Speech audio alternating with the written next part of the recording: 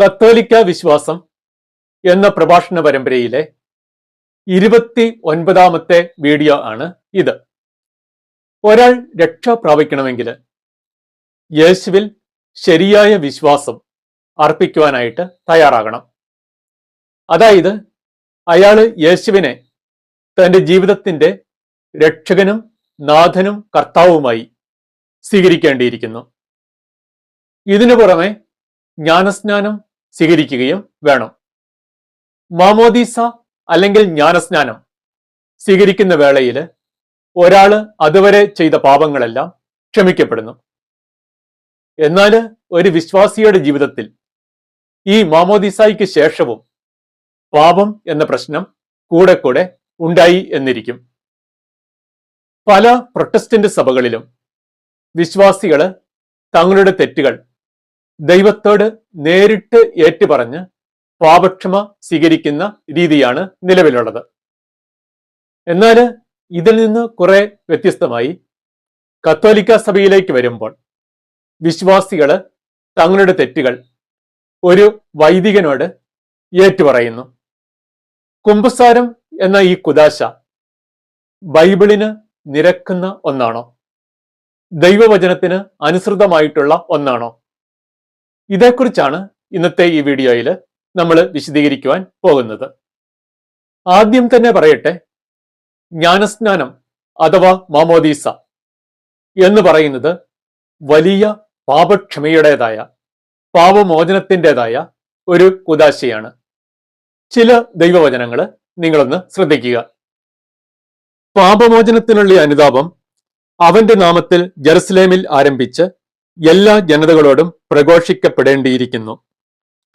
പത്രോസ് പറഞ്ഞു, നിങ്ങൾ പശ്ചാത്തപിക്കുവിൻ, പാപമോചനത്തിനായി എല്ലാവരും യേശുക്രിസ്തുവിന്റെ നാമത്തിൽ സ്നാനം സ്വീകരിക്കുവിൻ. ഇനി നീ എന്തിനു കാത്തിരിക്കുന്നു? എഴുന്നേറ്റ് സ്നാനം സ്വീകരിക്കുക, അവന്റെ നാമം വിളിച്ചപേക്ഷിച്ചുകൊണ്ട് നിന്റെ പാപങ്ങൾ കഴുകിക്കളയുക. ഈ ദൈവവചനങ്ങളിലൂടെ കടന്നു വന്നപ്പോൾ നിങ്ങൾക്ക് ഒരു കാര്യം മനസ്സിലായി എന്ന് കരുതുന്നു. അതായത് ഈ ജ്ഞാനസ്നാനം എന്ന് പറയുന്നത് വലിയ പാപക്ഷമയുടേതായ ഒരു കുദാശയാണ്. സാധാരണഗതിയിൽ ഒരു മുതിർന്ന മനുഷ്യന്റെ കാര്യത്തിൽ 2 തരത്തിൽപ്പെട്ട പാപങ്ങൾ ഉണ്ടായിരിക്കും.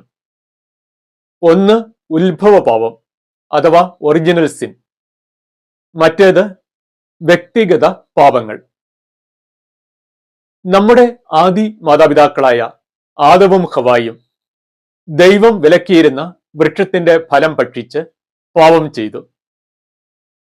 മനുഷ്യവംശത്തിന്റെ ഏകത്വം മൂലം ആദി മാതാപിതാക്കൾ ചെയ്ത ഈ ആദ്യ പാപത്തിൽ ഓരോ മനുഷ്യ ശിശുവും പങ്കുപറ്റുന്നു എന്നുള്ളതാണ് ദൈവത്തിന്റെ മാനദണ്ഡം. ആദാമിക പാപത്തിലുള്ള ഈ പങ്കുപറ്റലിനെയാണ് നമ്മൾ ഉത്ഭവ പാപം അല്ലെങ്കിൽ ഒറിജിനൽ സിൻ എന്ന് വിളിക്കുന്നത്. ഇത് ഒരാളുടെ വ്യക്തിപരമായ കുറ്റം കൊണ്ട് വരുന്ന ഒരു കാര്യമല്ല. ഇനി ഒരു മനുഷ്യൻ വളർന്ന് തിരിച്ചറിവ് വന്നതിന് ശേഷം തന്റെ സ്വതന്ത്ര മനസ്സിന്റെ സമ്മതത്തോടെ വീണ്ടും പാപങ്ങൾ ചെയ്തു എന്നിരിക്കും.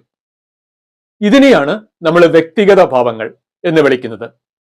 ഇക്കാര്യത്തില് പാപം ചെയ്യുന്നയാൾക്ക് ഓരോ പരിധിയിൽ ഉത്തരവാദിത്വമുണ്ട്.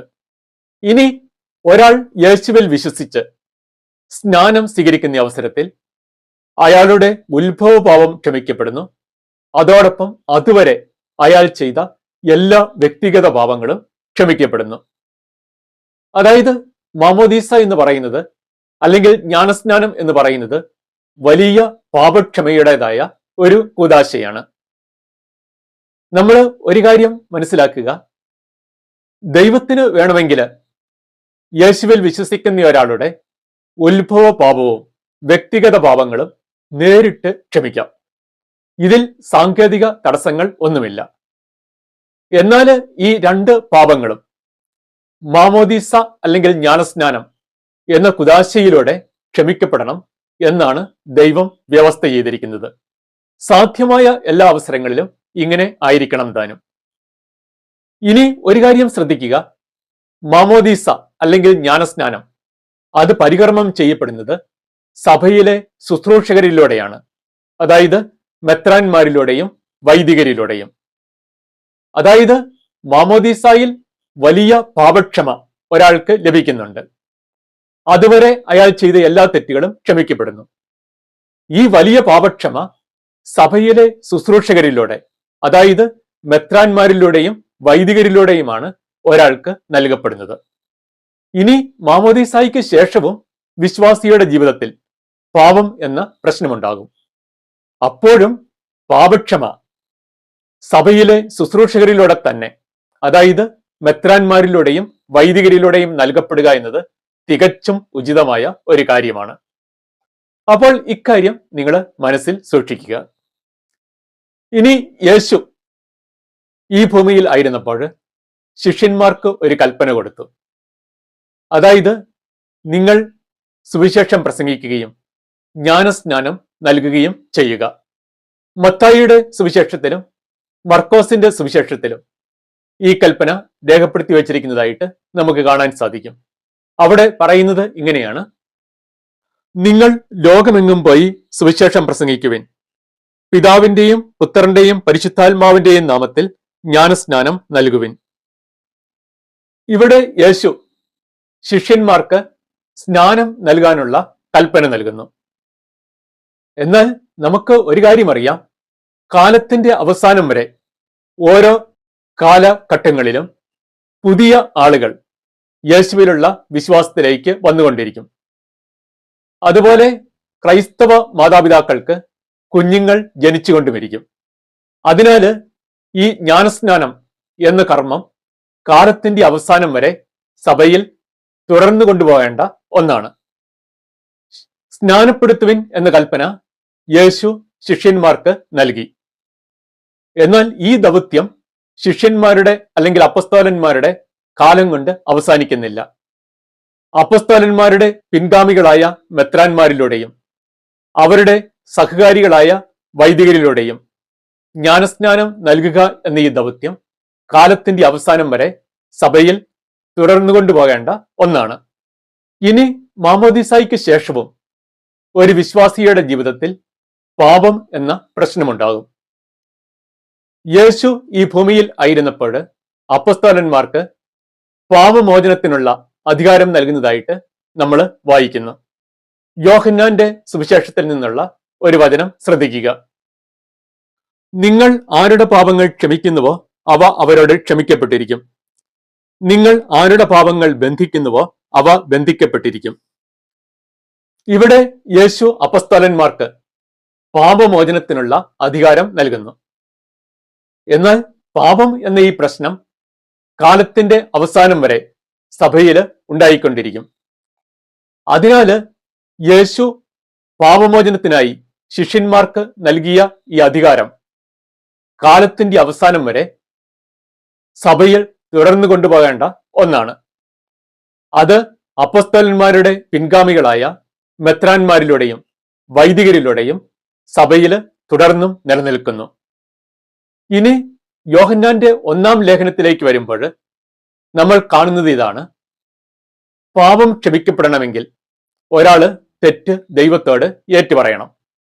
ആ വചനഭാഗം ഒന്ന് വായിക്കാം, ശ്രദ്ധിക്കുക. അവിടുത്തെ പുത്രനായ യേശുവിന്റെ രക്തം എല്ലാ പാപങ്ങളിൽ നിന്ന് നമ്മെ ശുദ്ധീകരിക്കുന്നു. നമുക്ക് പാപമില്ലെന്ന് നാം പറഞ്ഞാൽ അത് ആത്മവഞ്ചനയാകും, അപ്പോൾ നമ്മിൽ സത്യമില്ലെന്ന് വരും. എന്നാൽ നാം പാപങ്ങൾ ഏറ്റുപറയുന്നെങ്കിൽ അവൻ വിശ്വസ്തനും നീതിമാനുമാകയാൽ പാപങ്ങൾ ക്ഷമിക്കുകയും എല്ലാ അനീതികളിലും നിന്ന് നമ്മെ ശുദ്ധീകരിക്കുകയും ചെയ്യും. ഇവിടെ പാപങ്ങൾ ക്ഷമിക്കപ്പെടുന്നതിന് വേണ്ടി അത് ഏറ്റുപറയണം എന്ന് പറഞ്ഞിരിക്കുന്നു. എന്നാൽ ആരോടാണ് ഏറ്റുപറയേണ്ടത് എന്ന് ഇവിടെ വ്യക്തമായി എടുത്തു പറയുന്നില്ല. 2 സാധ്യതകൾ അല്ലെങ്കിൽ പോസിബിലിറ്റീസ് ആണ് ഉള്ളത്. ഒന്നുകിൽ തെറ്റ് ദൈവത്തോട് നേരിട്ട് ഏറ്റുപറയുക, അല്ലെങ്കിൽ തെറ്റ് ഒരു വൈദികനോട് ഏറ്റുപറയുക, വൈദികൻ വഴിയായി ദൈവത്തോട് ഏറ്റുപറയുക. ഒരു വിശ്വാസി തന്റെ തെറ്റ് ദൈവത്തോട് നേരിട്ട് ഏറ്റുപറഞ്ഞാൽ ദൈവത്തിന് അത് ക്ഷമിക്കാവുന്നതേയുള്ളൂ. ഇതിന് പ്രത്യേകിച്ച് സാങ്കേതിക തടസ്സങ്ങൾ ഒന്നുമില്ല. എന്നാൽ സാധ്യമായ എല്ലാ അവസരത്തിലും വിശ്വാസി വൈദികനോട് ഏറ്റുപറഞ്ഞ് വൈദികൻ വഴിയായി പാപക്ഷമ സ്വീകരിക്കണം എന്നാണ് ദൈവം വ്യവസ്ഥ ചെയ്തിരിക്കുന്നത്. കുമ്പസാരം എന്ന ഈ കുദാശയ്ക്കുള്ള അടിസ്ഥാനം ബൈബിൾ പുതിയ നിയമത്തിൽ തന്നെ നമുക്ക് കണ്ടെത്താനായിട്ട് സാധിക്കും. നിങ്ങൾ ചില വചനങ്ങൾ പരിശോധിക്കുക. നിങ്ങൾ ആരുടെ പാപങ്ങൾ ക്ഷമിക്കുന്നുവോ അവയവരോട് ക്ഷമിക്കപ്പെട്ടിരിക്കും. നിങ്ങൾ ആരുടെ പാപങ്ങൾ ബന്ധിക്കുന്നുവോ അവ ബന്ധിക്കപ്പെട്ടിരിക്കും. സത്യമായി ഞാൻ നിങ്ങളോട് പറയുന്നു, നിങ്ങൾ ഭൂമിയിൽ കെട്ടുന്നതെല്ലാം സ്വർഗത്തിലും കെട്ടപ്പെട്ടിരിക്കും. നിങ്ങൾ ഭൂമിയിൽ അഴിക്കുന്നതെല്ലാം സ്വർഗത്തിലും അഴിക്കപ്പെട്ടിരിക്കും. നിങ്ങൾ സൗഖ്യം പ്രാപിക്കാനായി പരസ്പരം പാപങ്ങൾ ഏറ്റുപറയുകയും പ്രാർത്ഥിക്കുകയും ചെയ്യുവിൻ. ഇവിടെ ആദ്യത്തെ ഈ 2 വചനഭാഗങ്ങൾ വായിക്കുമ്പോൾ നമുക്ക് ഒരു കാര്യം മനസ്സിലാകും. പാപങ്ങൾ മോചിക്കാനുള്ള അധികാരം യേശു ഇവിടെ അപ്പസ്തോലന്മാർക്ക് വളരെ വ്യക്തമായ ഭാഷയിൽ നൽകുന്നു. ഇനി 3-ാമത്തെ വചനം യാക്കോബ് ശ്ലീഹ പറയുന്നത് ഇതാണ്: പാപങ്ങൾ ക്ഷമിക്കപ്പെടുന്നതിന് വേണ്ടി നിങ്ങൾ പരസ്പരം തെറ്റുകൾ ഏറ്റുപറയുക. അതായത് ഒരു വിശ്വാസി തന്റെ തെറ്റ് മറ്റൊരു വിശ്വാസിയോട് ഏറ്റുപറയുന്നതിൽ അപാകതയില്ല എന്ന് വേണം നമ്മൾ ഇവിടെ മനസ്സിലാക്കുവാൻ. ഇനി ഒരു വിശ്വാസി മറ്റൊരു വിശ്വാസിയോട് തന്റെ തെറ്റ് ഏറ്റുപറയുന്നതിൽ കുഴപ്പമില്ല എങ്കിൽ ഒരു വിശ്വാസി തന്റെ തെറ്റ് സഭയിലെ ഒരു ശുശ്രൂഷകനോട്, അതായത് മെത്രാനോടോ വൈദികനോടോ ഏറ്റുപറയുന്നതിൽ എന്ത് അപാകതയാണ് ഉള്ളത്? ഇതിൽ യാതൊരു അപാകതയുമില്ല എന്ന് പറയേണ്ടിയിരിക്കുന്നു. അപ്പോൾ നമ്മൾ കണ്ട കാര്യങ്ങൾ ഇതാണ്: പാപങ്ങൾ മോചിക്കുന്നതിനുള്ള അധികാരം യേശു അപ്പസ്തോലന്മാർക്ക് നൽകി. ഈ അധികാരം അപ്പസ്തോലന്മാരുടെ കാലശേഷം അവരുടെ പിൻഗാമികളായ മെത്രാന്മാരിലൂടെയും വൈദികരിലൂടെയും സഭയിൽ നിലനിൽക്കുന്നു. ഒരു വിശ്വാസി തന്റെ തെറ്റ് ഒരു മെത്രാനോടോ വൈദികനോടോ ഏറ്റുപറയുന്നതിൽ അപാകത ഇല്ലതാനും. അപ്പോൾ ഈ 3 വചനങ്ങൾ നമ്മൾ പരിഗണിക്കുകയാണെങ്കിൽ കുമ്പസാരം എന്ന കുദാശയുടെ അടിസ്ഥാനം ബൈബിൾ പുതിയ നിയമത്തിൽ തന്നെ ഉള്ളതായി നമുക്ക് കാണാനായിട്ട് സാധിക്കും.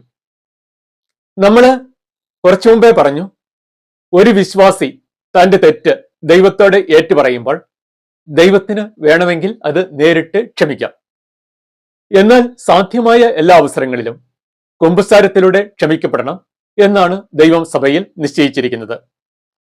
കുമ്പസാരം കൊണ്ട് നിരവധി പ്രയോജനങ്ങൾ അല്ലെങ്കിൽ അഡ്വാൻറ്റേജ് ഉണ്ട്. അതിലൊരു 2 എണ്ണം മാത്രം തൽക്കാലം സൂചിപ്പിച്ചു കൊള്ളട്ടെ. മനുഷ്യരായ നമ്മൾ നിരവധി പ്രവൃത്തികൾ ചെയ്യുന്നുണ്ട്, അതുപോലെ പലതും സംസാരിക്കുന്നുണ്ട്, ചിന്തിക്കുന്നുണ്ട്. നമ്മുടെ ഈ എല്ലാ ചെയ്തികളും ദൈവം കണ്ടുകൊണ്ടാണ് ഇരിക്കുന്നത്. നമ്മുടെ ഏറ്റവും നിസ്സാരമായ ഒരു ചിന്ത അതുപോലും ദൈവം കാണുന്നു. നമ്മുടെ എല്ലാ ഭാവനകളും ദൈവം മനസ്സിലാക്കിക്കൊണ്ടിരിക്കുന്നു. ദൈവത്തിന്റെ മുമ്പിൽ യാതൊന്നും നമുക്ക് മറച്ചു വയ്ക്കുവാനായിട്ട് സാധിക്കത്തില്ല. ഇക്കാരണത്താല് നമ്മൾ ഒരു പാപം ചെയ്തതിന് ശേഷം അത് ദൈവത്തിന്റെ മുമ്പിൽ പോയി ഏറ്റുപറയാൻ പ്രത്യേകിച്ച് നമുക്ക് യാതൊരു സങ്കോചവും അനുഭവപ്പെട്ടു എന്ന് വരില്ല. എന്നാൽ ഇനി കുമ്പസാരം വഴിയാണ് പാപക്ഷമ നൽകപ്പെടുന്നത് എന്നിരിക്കട്ടെ. അപ്പോൾ വിശ്വാസികള് തങ്ങളുടെ തെറ്റ് വൈദികനോട് പോയി ഏറ്റുപറയണം. ഇനി പല പാപങ്ങളുടെയും കാര്യത്തിൽ അത് വൈദികനോട് പോയി ഏറ്റുപറയുക എന്നുള്ളത് കുറെ ബുദ്ധിമുട്ടുള്ള കാര്യമാണ്. കാരണം വൈദികൻ എന്ന് പറയുന്നത് ഒരു മനുഷ്യ വ്യക്തിയാണ്. പല തെറ്റുകളും ഈ വൈദികനോട് ഏറ്റുപറയുവാൻ നമുക്ക് കുറച്ച് ബുദ്ധിമുട്ട് അനുഭവപ്പെടും, മടി തോന്നും. ഇക്കാരണത്താൽ തന്നെ ഈ കുമ്പസാരം എന്ന കുദാശ സഭയിൽ വ്യവസ്ഥ ചെയ്തു കഴിഞ്ഞാൽ വിശ്വാസികള് പാപം ചെയ്യാതിരിക്കുന്ന കാര്യത്തിൽ കൂടുതൽ ജാഗ്രത പുലർത്തും. അതായത് പാപത്തിന്റെ അളവ് കുറയ്ക്കാനായിട്ട് പറ്റും. ഇതാണ് കുമ്പസാരം കൊണ്ടുള്ള ഒരു പ്രധാന നേട്ടം. ഇനി മറ്റൊരു കാര്യം ഇതാണ്: പരിശുദ്ധാത്മാവിന് തന്നെ നമുക്ക് ഉപദേശം അല്ലെങ്കിൽ കൗൺസിലിംഗ് നൽകാൻ സാധിക്കും. ആത്മീയമായി വളർന്ന ഒരു വ്യക്തിയെ സംബന്ധിച്ച് പരിശുദ്ധാത്മാവിന്റെ ഈ ഉപദേശം വിവേചിച്ചറിയുക എന്നത് എളുപ്പമുള്ള കാര്യമാണ്. എന്നാൽ സഭയിൽ എല്ലാ വിശ്വാസികളും ആത്മീയമായി ഒരുപോലെ വളർന്നിട്ടുള്ളവരല്ല. മാത്രമല്ല കുട്ടികളുമുണ്ട്. ഇവരെ സംബന്ധിച്ച് പരിശുദ്ധാത്മാവിൽ നിന്ന് നേരിട്ട് ഒരു ഉപദേശം സ്വീകരിക്കുക അല്ലെങ്കിൽ വിവേചിച്ചറിയുക എന്ന് പറയുന്നത് കൂടുതൽ ബുദ്ധിമുട്ടുള്ള കാര്യമാണ്. ഇനി കുമ്പസാരിക്കുന്ന വേളയിൽ പാപങ്ങൾ ഏറ്റുപറഞ്ഞു കഴിയുമ്പോൾ വൈദികൻ ഈ വിശ്വാസികൾക്ക് തക്കതായ ഉപദേശം നൽകുന്നു. സാധാരണഗതിയിൽ സാധാരണ വിശ്വാസികളെക്കാൾ ആത്മീയമായി വളർന്നിട്ടുള്ള ആളായിരിക്കും വൈദികൻ. അപ്പോൾ ഈ കുമ്പസാരത്തില് നല്ല ഉപദേശം ഈ വിശ്വാസികൾക്ക് നൽകാനായിട്ട് വൈദികന് സാധിക്കുന്നു. പാപങ്ങൾ ജീവിതത്തിൽ നിന്ന് എങ്ങനെ ഒഴിവാക്കാം എന്നതിനെക്കുറിച്ച് കൂടുതലായ ഒരു ഗ്രാഹ്യം വിശ്വാസിക്ക് ലഭിക്കുകയും ചെയ്യുന്നു. ഇതുകൂടാതെയും ഈ കുമ്പസാരം കൊണ്ട് പ്രയോജനങ്ങൾ ഉള്ളതായിട്ട് നമുക്ക് ചൂണ്ടിക്കാണിക്കാനായിട്ട് സാധിക്കും. ഇക്കാരണത്താലാണ് ദൈവം സാധ്യമായ അവസരങ്ങളിലെല്ലാം പാപക്ഷമ കുമ്പസാരം എന്ന കുദാശയിലൂടെ തന്നെയായിരിക്കണം എന്ന് സഭയിൽ വ്യവസ്ഥ ചെയ്തിരിക്കുന്നത്.